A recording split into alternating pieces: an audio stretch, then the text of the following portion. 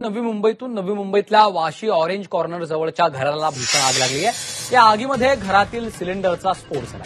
घटनास्थळी अग्निशमन दलाच्या गाड्या दाखल झालेल्या आहेत आणि आता आगीवर नियंत्रण मिळवण्याचे प्रयत्न सुरू आहेत। सिडकोच्या गृहनिर्माण योजनेचं बांधकाम सुरू आहे। इथं काम करणाऱ्या कामगारांच्या घरांना भीषण आग लागल्याची ही दृश्य आहेत। आगीवर नियंत्रण मिळवण्याचे सध्या प्रयत्न सुरू आहेत असं देखील समोर येतंय। नवी मुंबईच्या वाशी ऑरेंज कॉर्नर जवळ एका घराला ही भीषण आग लागलेली आहे।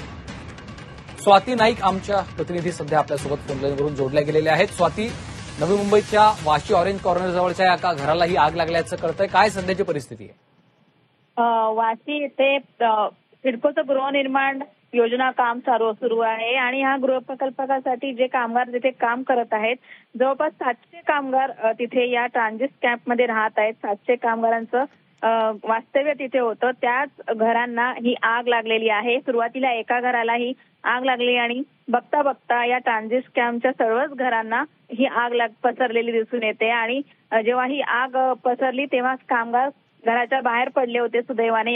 याच्यामध्ये सध्या तरी जीवितहानी झालेली नाहीये, परंतु मोठ्या प्रमाणात हे जे लोक राहत होते, कामगार जे राहत होते, त्यांची संपूर्ण घर हे जळून खाक झालेले आहेत।